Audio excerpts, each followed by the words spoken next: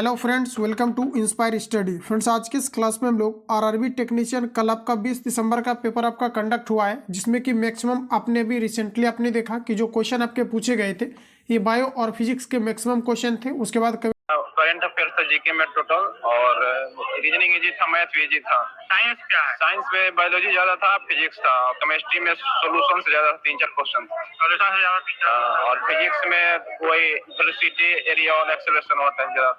Thank you. Chemistry के कुछ question आपके सॉल्यूशन के आपके डाले गए थे, यानी जो मैक्सिमम क्वेश्चन था आपका बायो और आपके फिजिक्स के पूछे गए थे, जो काफ़ी बड़ा आपका रोल रहा था टेक्नीशियन ग्रेड 3 के अंतर्गत। और टेक्नीशियन जो आपके फर्स्ट एग्जाम आपका कंडक्ट हुआ था, जो 19 दिसंबर को प्रारंभ हुआ था, उसमें ओवरऑल जो क्वेश्चन आपके पूछे गए थे फिजिक्स का मैक्सिमम क्वेश्चन आपके आए हुए थे। तो एग्जाम पैटर्न आपको समझ में आ गया होगा कि ग्रेड 3 के अंतर्गत क्या कुछ आपका एक्टिविटी होने वाला है। तो ग्रेड 3 के अंतर्गत कल भी मैंने आपको इनको रिवील कराया था, कुछ क्वेश्चन पेपर को मैंने ऑल शिफ्ट का जितने भी आपका कल के पेपर में कंडक्ट हुआ था उसके बेसिस पर हम लोग आज की इस क्लास को कवर कर रहे हैं, जिसमें कि सिलेक्टिव क्वेश्चन आपके ओवरऑल आपको दिया गया है। ग्रेड 3 का बदलता हुआ पैटर्न के अकॉर्डिंग आपको सारी चीज़ें आपको कवर कराए जा रहे हैं, जिसमें कि ज़्यादातर क्वेश्चन आपके वुमेन बॉडी का आपका पूछा गया है। और मैंने आपको बार बार इन चीज़ों को सजेस्ट भी किया था कि जो ह्यूमन बॉडी है एक बड़ा पार्ट है, और यहाँ से बायोलॉजी का अगर क्वेश्चन उठता है तो यहीं से आपको देखने को मिलेगा। और सेम देखिए, बायो का और फिजिक्स का काफ़ी ज़्यादा क्वेश्चन आया। मैक्सिमम क्वेश्चन आपके फिजिक्स का, उसके बाद आपका बायो का आया है, उसके बाद 1 से 3-4 क्वेश्चन तक आपके जो है सॉल्यूशन वाला केमिस्ट्री के अंतर्गत से आपका पूछा गया था, जैसे ऑक्सीडेशन नंबर है, जिसका कि कंप्लीटली मैंने मटेरियल्स भी आप सभी लोगों को प्रोवाइड किया था। तो आज के इस क्लास में हम लोग जो कवर करने वाले हैं, न्यू पैटर्न को देखते हुए ह्यूमन बॉडी का सिलेक्टिव क्वेश्चन कवर करेंगे। इस सेशन को आप देख करके जाएंगे तो यहाँ से क्वेश्चन आपको निश्चित रूप से आपको देखने को मिलेगा। और कुछ क्वेश्चन आपका जो आपका 20 दिसंबर को जो आपका पूछा गया था उससे रिलेटेड इसमें कुछ क्वेश्चन दिया गया है, तो जो पूछा गया क्वेश्चन है उसको भी हम लोग साथ ही साथ इसमें कवर करते हुए चलेंगे। तो आइए फ्रेंड्स, क्लास को कंटिन्यू करते हैं। तो आज का पहला क्वेश्चन आपके सामने आ चुका है। एक प्रश्न आपका पूछा गया था आरबीसी से रिलेटेड, इसका जीवन काल को लेकर के। इन सभी क्वेश्चन पेपर को मैंने आपको कवर कराया था। 115 से आपका 120 दिन होता है।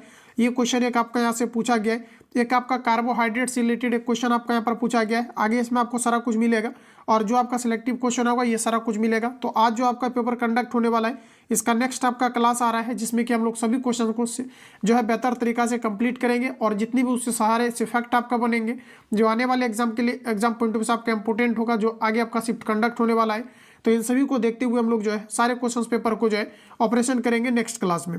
तो यहाँ पर देखिए, जो पहला क्वेश्चन आपका है, यहाँ से आप लोग देख करके जाइए। कहा जा रहा है कि स्वादिष्ट भोजन देखकर मुंह में पानी आ जाता है, इसका प्रमुख कारण क्या है? तो आपका राइट आंसर हो जाएगा स्नायु संबंधी प्रक्रिया है, यानी कि बी ऑप्शन आपका करेक्ट। अगला प्रश्न है कि मानव में पित्त का स्राव कहाँ से होता है? ये क्वेश्चन आपका कल ही आपका पूछ लिया गया है। बायो का आपका आंसर इसका लगाइए, करेक्ट आंसर आपका क्या होगा? कल वाला क्वेश्चन में जो ये क्वेश्चन आपका पूछा गया है, डायरेक्टली ये पूछा गया है कि मानव पित्त का पीएच मान कितना होता है? तो ये आपका 7.7 होता है। चीजें आपको देख करके जाना है, क्योंकि ह्यूमन बॉडी को लगातार कवर किया जा रहा है। तो देखिए, मानव में पित्त का स्राव कहाँ से होता है? तो इस क्वेश्चन को जब मैंने आपको कवर कराया था तो इसका फैक्ट सहित भी मैंने आपको कवर कराया था। तो यहाँ पर आपका देखिए राइट आंसर हो जाएगा यकृत से। और पित्त का जो पीएच मान होता है ये आपका 7.7 होता है, जो कल के एग्जाम में आपका पूछा गया है। तो इससे रिलेटेड क्वेश्चन आप कवर करके जाइए, क्योंकि रिलेटेड क्वेश्चन ही आपके एग्जाम में हुबहू आपको देखने को मिलेगा। तो यहाँ पर देखिए आपका डी करेक्ट हो जाएगा। और जो पित्त होता है ये आपके क्षारीय प्रकृति का होता है, तो इस प्रकार से हमारा डी करेक्ट है।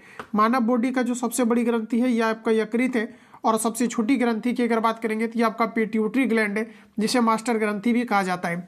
मास्टर ग्रंथि इसलिए कहा जाता है क्योंकि जो पिट्यूटरी ग्लैंड होता है ये अन्य सभी ग्रंथि को कंट्रोल करने का काम करती है।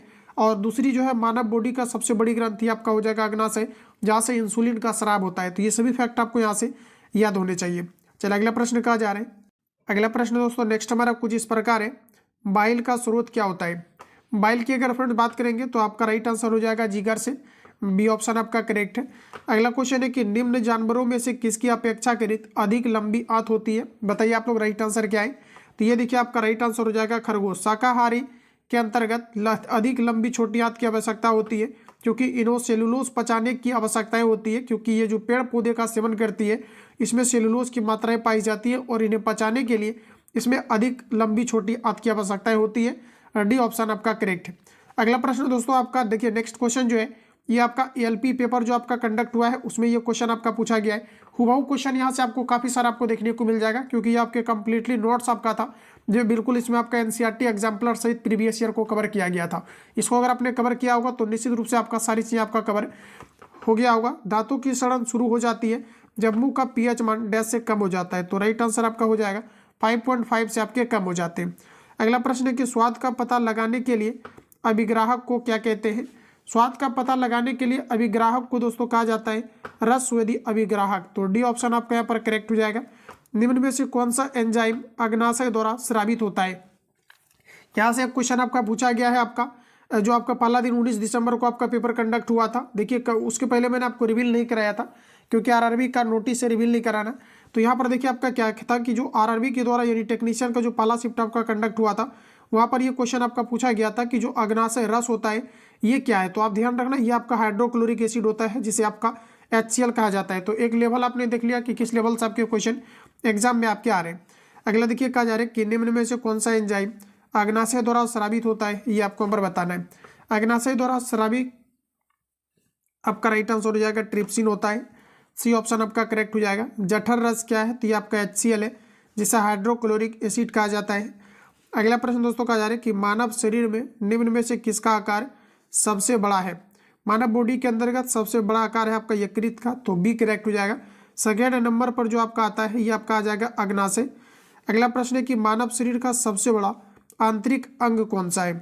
मानव बॉडी का सबसे बड़ा आंतरिक अंग यकृत है। विटामिन ए जो होता है ये नेचुरली मानव बॉडी के अंतर्गत कहाँ पर संचित होता है या उत्पादित होता है, तो ये हमारे यकृत से होता है। पहला ऑप्शन आपका करेक्ट रहेगा। चलिए नेक्स्ट क्वेश्चन का जा रहे हैं कि निम्न में से डैश ऑक्सीकरण के समय अधिकतम मात्रा में ऊर्जा उत्पन्न करते हैं। तो देखिए आपका करेक्ट आंसर हो जाएगा वसा। बी ऑप्शन आपका करेक्ट है। कार्बोहाइड्रेट, प्रोटीन और वसा का पूर्ण पाचन कहाँ पर होता है।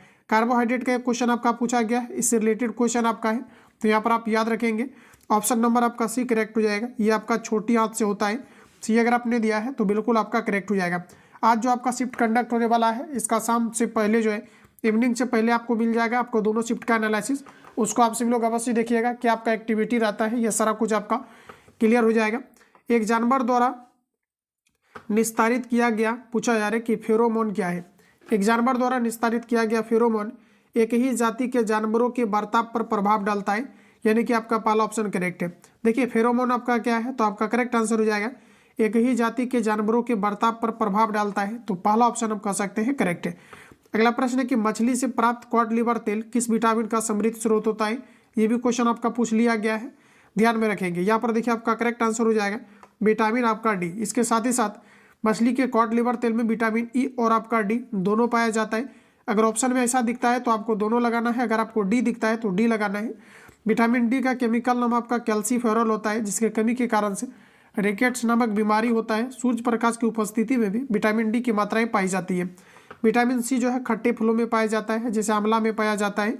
विटामिन अगर बी की बात करेंगे तो ये आपका केला में पाया जाता है, जिसके कमी के कारण से बेरी नामक रोग होता है। चलिए अगला प्रश्न कहा जा रहा है कि विटामिन सी की कमी से कौन सा रोग होता है।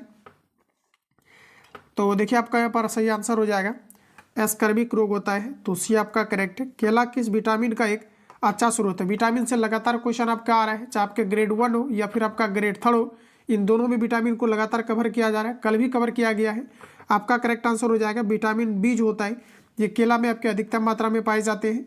अगला प्रश्न है कि उस विटामिन का नाम बताएं जिसकी कमी के कारण अत्यधिक खून बहने लगता है। ग्रुप डी 2022 का पूछा हुआ क्वेश्चन है। ऑप्शन नंबर आपका सी करेक्ट हो जाएगा। रिपीट किया गया क्वेश्चन है। विटामिन ए जो है सबसे अधिकतम मात्रा में गाजर में पाए जाते हैं। इसका केमिकल नाम रेटिनॉल होता है। इसकी कमी के कारण से रतौंधी नामक बीमारी होता है। विटामिन बी की कमी के कारण से बेरी नामक रोग होता है। सबसे अधिकतम मात्रा में केला में पाया जाता है। अगला दिया गया है विटामिन आपका सी। विटामिन बी को थायमिन भी कहा जाता है, सी को कैल्सीफेरॉल कहा जाता है, अस्कॉर्बिक एसिड कहा जाता है, जो आंवला में सबसे अधिकतम मात्रा में पाई जाती है। इसके कमी के कारण से बाल का झड़ना या त्वचा में अनेक प्रकार की बीमारी होना या घाव का न भर पाना ये विटामिन सी का प्रमुख लक्षण होता है कमी का। प्रोटीन की कमी से निम्न में से कौन सी बीमारी होती है। चलिए बताइए आप लोग राइट आंसर क्या है। देखिए प्रोटीन की कमी से होने वाली बीमारी को हम लोग क्वाशियोरकर कहते हैं। अगर बड़े व्यक्ति में बीमारी होता है तो इसे कहा जाता है क्वाशियोरकर। अगर बच्चे में होता है तो इसे मेरस्मस कहा जाता है। तो पहला ऑप्शन आपका करेक्ट है। अगला प्रश्न है दोस्तों कि रक्त अस्कंदन के लिए आवश्यक विटामिन कौन सा है। क्वेश्चन आपका पूछ लिया गया है कल आपका। आंसर बताइए करेक्ट आंसर आपका क्या है। मैक्सिमम क्वेश्चन यहाँ से आपको देखने को लगातार मिल रहा है। आंसर बताइए, क्योंकि बायो का मैक्सिमम क्वेश्चन आपका यह है जो कि आपके वुमेन बॉडी से लगातार पूछा जा रहा है। अगला प्रश्न कहा जा रहा है कि रक्त अस्कंदन के लिए आवश्यक विटामिन इनमें से कौन सा है। तो फ्रेंड्स आपका राइट आंसर हो जाएगा विटामिन आपका के हो जाएगा, यानी कि ऑप्शन अगर आपने यहाँ पर सी दिया है तो बिल्कुल करेक्ट हो जाएगा। जो रक्त स्कंदन के लिए आवश्यक विटामिन है। विटामिन ई को टोकोफेरोल कहा जाता है, जो अंकुरित गाजर में पाए जाते हैं। डी और सी को मैंने कवर कर लिया है। निम्न में से किसकी कमी से रिकेट्स नामक बीमारी होता है, तो ऑप्शन आपका ए करेक्ट हो जाएगा। विटामिन डी की कमी के कारण से रिकेट्स नामक बीमारी होता है। फ्रेंड्स यहाँ पर आपको याद रखना है कि जो वसा में घुलनशील विटामिन होता है ये आपका होता है ए, डी, ई और आपका के। वसा में घुलनशील फैट सोलेबल होता है, जबकि पानी यानी कि वाटर सोलेबल विटामिन की बात करेंगे तो ये आपका सी एच आपका बी कॉम्प्लेक्स होता है। तो ध्यान में रखेंगे इतने चीज़ों को यहाँ से। अगला प्रश्न की पेयजल आपूर्ति में कोलिफॉर्म की उपस्थिति डैश का लक्षण है। चलिए आंसर लगाइए, इसका राइट आंसर क्या है।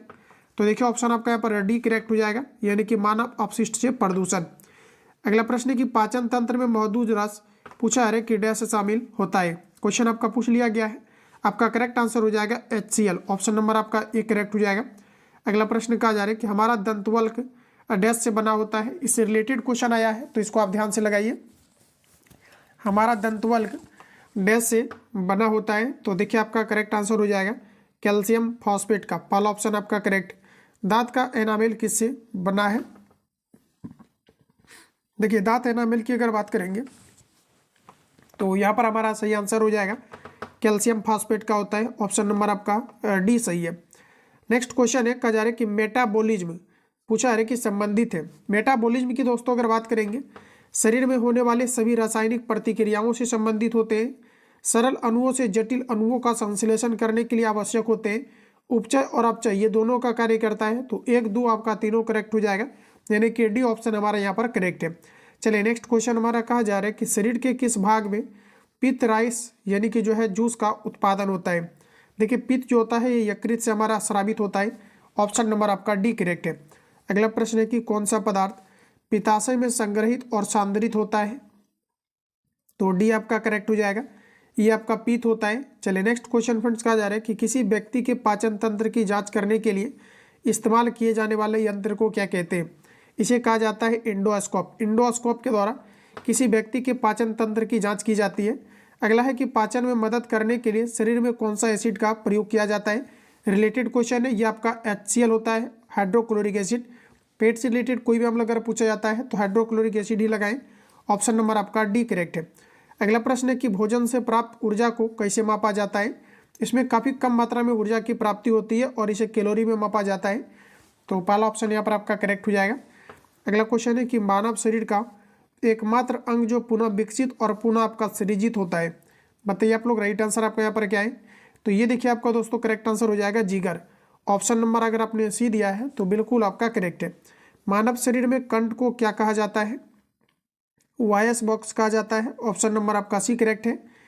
चलिए अगला प्रश्न कहा जा रहा है कि निम्नलिखित में से कौन सा पाचन तंत्र का हिस्सा नहीं है। इनमें से कौन सा पाचन तंत्र का हिस्सा नहीं है। ऑप्शन नंबर बी करेक्ट हो जाएगा। मुंह में भोजन का पाचन जो है आपका प्रारंभ होता है, यानी कि भोजन का पचना कहाँ से प्रारंभ होता है, मुंह से होता है। यकृत से आपका जो है ये पित्त का स्राव होता है, जो एंजाइम की क्रियाविधि को तेज करके भोजन को पचाने में महत्वपूर्ण भूमिकाएं निभाती है। आमाशय भी आपके होते हैं क्योंकि यहाँ से आपका HCl स्रावित होता है। तो ये सभी दोस्तों आपके काम करते हैं। ऑप्शन नंबर आपका बी करेक्ट है। अगला प्रश्न हमारा कुछ इस प्रकार है कि निम्नलिखित में से किस में होमोटोट दांत पाए जाते हैं। इंपोर्टेंट क्वेश्चन है जो रेलवे ने ऑलरेडी कवर किया है। आपका पहला ऑप्शन करेक्ट हो जाएगा, मछली में होमोटोट दांत पाए जाते हैं। डिओडेनम डैश का भाग होता है। डिओडेनम ये आपका भाग होता है छोटी आंत का। पहला ऑप्शन आपका करेक्ट है। चलिए अगला प्रश्न कहा जा रहा है कि एक मानव जीभ में औसतन कितनी स्वाद नलिकाएं मौजूद होती है। एक मानव जीभ में लगभग 2000 से 8000 स्वाद नलिकाएं पाई जाती है, यानी कि पहला ऑप्शन यहाँ पर आपका बिल्कुल करेक्ट हो जाएगा। चलिए नेक्स्ट क्वेश्चन हमारा कुछ इस प्रकार से, एक वयस्क मानव का पूरा पाचन तंत्र यानी मुंह से गुदा तक 10 मीटर लंबा होता है। तो देखिए फ्रेंड्स आपका करेक्ट आंसर हो जाएगा, ये आपके लगभग 9 मीटर लंबा होता है। एक वयस्क मानव का पूरा पाचन तंत्र जो मुंह से गुदा तक होता है ये आपका लगभग 9 मीटर आपके लंबा होते हैं। तो डी ऑप्शन आपका करेक्ट है।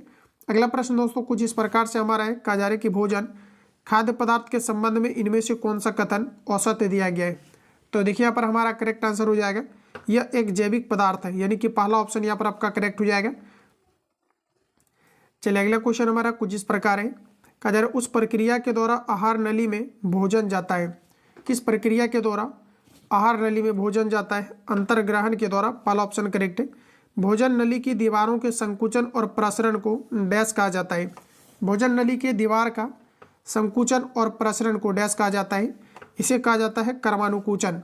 पहला ऑप्शन आपका बिल्कुल करेक्ट है। निम्न में से कौन सा मानव आहार नली का भाग नहीं है? आहार नली की अगर बात करी जाए तो देखिए आपका यहाँ पर मुख्य गुहिका होते हैं, पित्ताशय होते हैं, बड़ी आंत होते हैं, तो आपका राइट आंसर हो जाएगा वायु कोशिका, जो आहार नली का एक भाग नहीं होता है। लार में डैश एंजाइम पाया जाता है, डबल स्टार लगाइए। लार में किस प्रकार का एंजाइम पाया जाता है? तो आपका करेक्ट आंसर हो जाएगा एमाइलेज पाया जाता है, ऑप्शन नंबर आपका सी करेक्ट। नेक्स्ट क्वेश्चन है कि एंजाइम टाइलिन डैश में पाया जाता है। चलिए आंसर लगाएंगे आप लोग। एंजाइम टाइलिन डैश में पाया जाता है। टाइलिन एंजाइम पाए जाते हैं हमारे अमाशय रस में। बड़ा ही इंपॉर्टेंट क्वेश्चन है। टाइलिन एंजाइम पूछा रहे, एंजाइम टाइलिन कहाँ पर पाया जाता है? अमाशय दोस्तों आपका नहीं होगा, ऑप्शन आपका ये करेक्ट हो जाएगा। लार में टाइलिन नामक एंजाइम पाया जाता है। अगला प्रश्न है कि पाचन के बाद कार्बोहाइड्रेट को परिवर्तित कर दिया जाता है ग्लूकोज के रूप में। ग्लूकोज का फॉर्मूला होता है C6H12, O6 आपका होता है, जिसे ग्लूकोज या फ्रुक्टोज कहे जाते हैं, ऑप्शन नंबर बी करेक्ट है। अगला प्रश्न है कि पित्त के कार्य को डैश कहा जा सकता है। पित्त के कार्य को फ्रेंड्स आपके पाइसीकरण कहा जाता है, जो वसा को तोड़ने का काम करता है।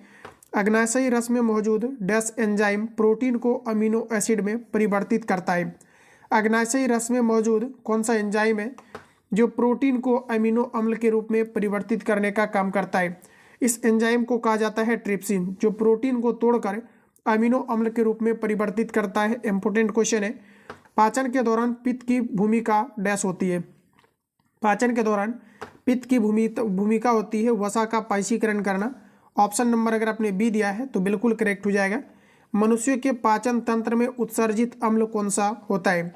मनुष्यों के पाचन तंत्र में उत्सर्जित अम्ल होता है हाइड्रोक्लोरिक एसिड। डी ऑप्शन आपका करेक्ट हो जाएगा। एक्वारेजिया को बनाने के लिए भी HCl का प्रयोग किया जाता है, ध्यान में रखेंगे, जिसे अम्लराज कहा जाता है। इसमें HCl और आपके साथ नाइट्रिक एसिड का मिश्रण होता है। अगला प्रश्न है कि भोजन के पाचन की प्रक्रिया के दौरान होने वाले ऊर्जा परिवर्तन के प्रकार को बताएं। देखिए इसमें जो होता है रासायनिक ऊर्जा उसमें ऊर्जा के रूप में परिवर्तित होता है। तो मुख्य रूप से हमारा जो करेक्ट आंसर होगा रासायनिक ऊर्जा से उष्मा ऊर्जा के रूप में, यानी कि आपका पहला ऑप्शन करेक्ट हो जाएगा। पूछा हुआ क्वेश्चन है, इंपोर्टेंट है, ऑप्शन आपका ए करेक्ट हो जाएगा। चलिए अगला प्रश्न दोस्तों कुछ इस प्रकार से हमारा है कि डैश को पचाने के लिए शाकाहारी को लंबी छोटी आंत की आवश्यकता होती है। सेलुलोज को पचाने के लिए, शायद कि पहला क्वेश्चन आपका यही था। अगला है कि मानव में भोजन हवा के लिए सामान्य मार्ग कौन सा है? भोजन और हवा के लिए जो सामान्य मार्ग हमारे बॉडी के अंतर्गत होते हैं इसे कहा जाता है ग्रासनी। ऑप्शन नंबर आपका डी करेक्ट हो जाएगा। चलिए अगला प्रश्न दोस्तों कुछ इस प्रकार हमारा है, कहा जा रहा है कि यकृत डैश का कार्य करता है। यकृत का प्रमुख कार्य होता है पाचन करना। देखिए यकृत जो होता है ये इसका मुख्य कार्य होता है पाचन करना। साथ ही साथ ये आपका पित्त का स्राव करता है, जिसका pH मान 7 पॉइंट आपका 7 होता है। अगर पूछा जाता है मानव बॉडी के रक्त का pH मान कितना होता है तो ये आपका 7 पॉइंट आपका 4 होता है। जबकि बॉडी का अगर पूछा जाता है तो 7.0 से आपका 7 पॉइंट आपका 8 होता है। तो ये सभी पॉइंट आपको यहाँ से फ्रेंड्स याद रखनी है। चलिए अगला क्वेश्चन का जा रहा है कि डैश मांसपेशियों के लयबंद संकुचन के परिणाम स्वरूप बच्चा पैदा होता है। क्वेश्चन नंबर 53 का आंसर करिए। ऑप्शन नंबर आपका सी करेक्ट हो जाएगा, गर्भाशय। गले में डैश के छल्ले मौजूद होते हैं। तो देखिए हमारा करेक्ट आंसर हो जाएगा उपास्थि के छल्ले मौजूद होते हैं। गले में किस प्रकार के छल्ले होते हैं? उपास्थि के छल्ले मौजूद होते हैं, पहला ऑप्शन आपका करेक्ट है। अगला क्वेश्चन है कि लार ग्रंथि से डैश एंजाइम स्रावित होता है। इसके बाद जो आपका बायो का क्लास आएगा 100 क्वेश्चन का आपका आ जाएगा। और देखिए इसका कंप्लीटली आंसर हिट करके आपको PDF आपको डाल दिया गया है। तो फटाफट आप लोग ज्वाइन कर जाइए और ग्रुप डी वहीं पर आपका शुरू किया जा रहा है। इस नंबर पे कॉल या SMS करके आप इंक्वायरी ले सकते हैं, सारी चीज़ें आपको बता दी जाएगी, जिसके लिए आपको 99 पेमेंट करके ऐड होना है। साथ ही साथ उसमें आपका जितना भी सिलेक्टिव क्वेश्चन आपका A to Z आपका प्रोवाइड किया गया था उसको अगर आपने क्लास को अटेम्प्ट लिया होगा तो निश्चित रूप से आपका बेहतर आप जो है परफॉर्मेंस किए होंगे एग्जाम हॉल के अंतर्गत, क्योंकि कंप्लीटली उसमें RRB का जो न्यू एडिशन था आपका 2400+ और जो रिसेंटली अभी मैं आपको नोट्स कवर करा रहा हूँ इसका भी A to Z आपको सॉल्यूशन आपका डाल दिया गया है। फिजिक्स का कल ही आपका न्यू पैटर्न के अकॉर्डिंग सॉल्यूशन प्लस आपके न्यूमेरिकल आपका डाल दिया गया है। तो जा करके फटाफट रिवीजन करिए। जो नए छात्र है इस पर ज्वाइन करिए। इसी पर आपका NTPC फिर आपका ग्रुप डी उसमें आपका स्टार्ट हो रहा है, जिसमें कि आप बेहतर इंप्रूवमेंट कर पाएंगे, क्योंकि सारी चीज़ें टेस्ट वगैरह जितना भी होता है, साथ ही साथ लेटेस्ट एडिशन जितना भी होता है A to Z वहाँ पर तैयारी आपको कराई जाती है। तो 7050513705 पे कॉल या SMS करके इंक्वायरी लेंगे, सारी चीज़ें वहाँ पर आपको बता दी जाएगी। क्लियर है। अगला प्रश्न है कि लार ग्रंथि से डैश एंजाइम स्रावित होता है। लार ग्रंथि से किस प्रकार का एंजाइम, तो आपका राइट आंसर हो जाएगा माइलेज। मानव पाचन तंत्र में डैश से पित्त रस का स्रोत होता है, तो आपका राइट आंसर हो जाएगा यकृत से। पहला ऑप्शन अगर आपने दिया है तो बिल्कुल आपका करेक्ट है। चलिए नेक्स्ट क्वेश्चन की ओर चलते हैं फ्रेंड्स। अगला क्वेश्चन कहा जा रहा है मानव शरीर में पाचन का अधिकांश भाग किस अंग में संपन्न होता है। देखिए पाचन का जो अधिकांश भाग है ये आपका राइट आंसर हो जाएगा छोटी आंत में संपन्न होता है। एंजाइम क्या है, एंजाइम एक प्रकार का प्रोटीन होता है, आपका राइट आंसर सी हो जाएगा। सभी एंजाइम प्रोटीन होते हैं, लेकिन जो सभी प्रोटीन होते हैं ये आपका एंजाइम नहीं होते। ऑप्शन नंबर सी करेक्ट है, पूछा हुआ क्वेश्चन है, याद रखेंगे। अगला प्रश्न है कि निम्नलिखित में से कौन सा एंजाइम ग्लूकोज को एथेनॉल में परिवर्तित करने को प्रेरित करता है। इसे इन्वर्टेज और जाइमेज एंजाइम कहा जाता है, लेकिन प्रश्न कुछ इस प्रकार से आता है कि इसमें आपका इन्वर्टेज और जाइमेज दोनों लिखा हुआ रहता है, लेकिन वैसे केस में हमारा जो करेक्ट आंसर होता है ये आपका हो जाता है जाइमेज। पहला ऑप्शन आपका करेक्ट है। जब ये आपका ग्लूकोज ये आपके जाइमेज एंजाइम की उपस्थिति में टूटता है तो ये आपका C2H5OH बनता है, जिसे हम लोग मेथेनॉल कहते हैं। ध्यान में रखेंगे, सॉरी एथेनॉल कहते हैं या एथाइल अल्कोहल कहते हैं। तो ऑप्शन नंबर आपका यहाँ पर पहला वाला करेक्ट हो जाएगा। अगला प्रश्न कहा जा रहा है कि जैविक सिस्टम यानी कि लिविंग सिस्टम में रासायनिक क्रिया की प्रक्रिया को पूछा जा रहा है कि कम तेज करने के लिए उत्तरदायी पदार्थ क्या है। तो इसमें आपका जो है उत्प्रेरक का प्रयोग किया जाता है, लेकिन प्रश्न हमारा ह्यूमन बॉडी से है, केमिस्ट्री से नहीं है।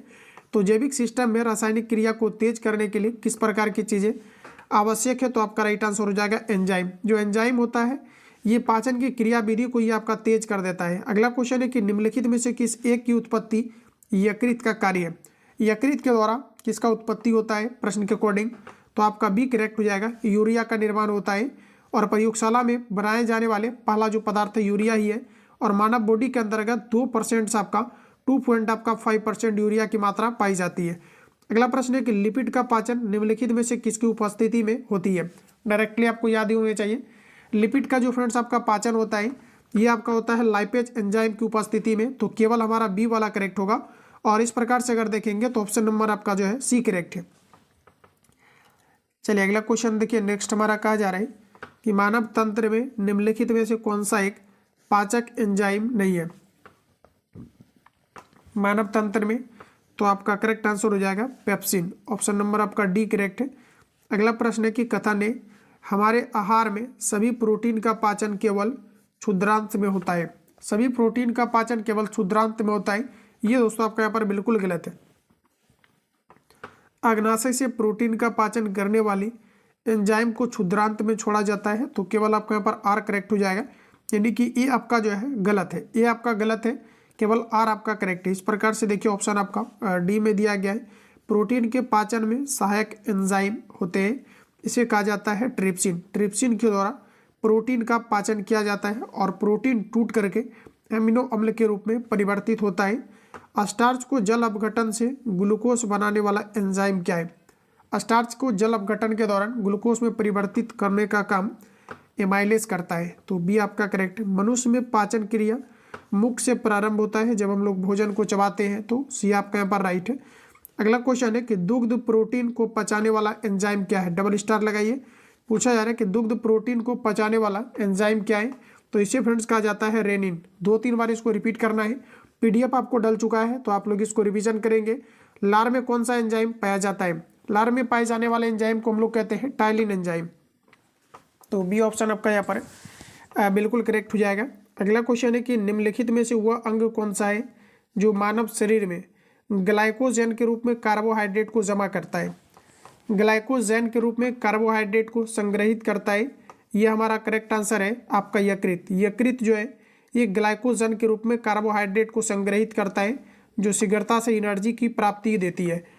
अगला क्वेश्चन है कि पित्त जमा होता है यकृत में, कहाँ पर पित्त जमा होता है, तो ये आपके यकृत में होता है, लेकिन यहाँ पर फ्रेंड्स आपका यकृत नहीं होगा। यकृत से जो होता है पित्त का स्राव होता है, जमा कहाँ पर होता है, तो पित्ताशय में होता है, यानी कि आपका पहला ऑप्शन करेक्ट होगा।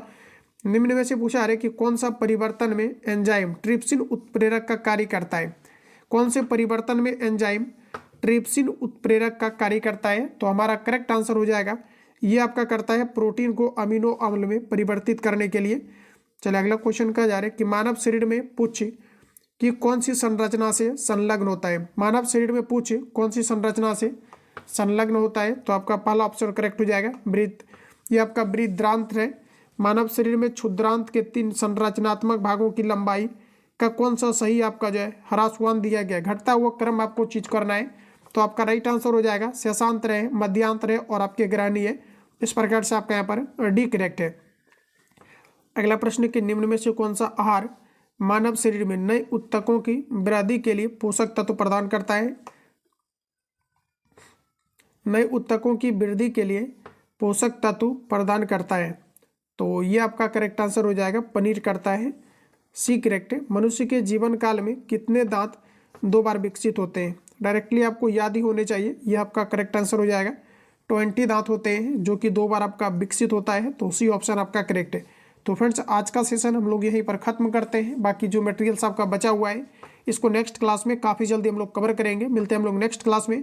जो लोग चैनल पर पहली बार विजिट किए हैं फटाफट चैनल को सब्सक्राइब करके बेल आइकन को प्रेस कर लेना, क्योंकि नेक्स्ट क्लास का जुड़ी आपको नोटिफिकेशन टाइम टू टाइम मिले। और जो ग्रुप डी वाले छात्र हैं, अगर आप साइंस और जीके को बेहतर करना चाहते हैं तो फटाफट आप सभी लोग इस नंबर का स्क्रीनशॉट लेकर के कॉल या SMS करके इंक्वायरी ले लेना। सारा कुछ आपको बता दिया जाएगा। काफ़ी जल्दी हम लोग ग्रुप डी को शुरू कर दिए हैं। तो मिलते हैं हम लोग नेक्स्ट क्लास में, तब तक के लिए जय हिंद, बेस्ट ऑफ लक।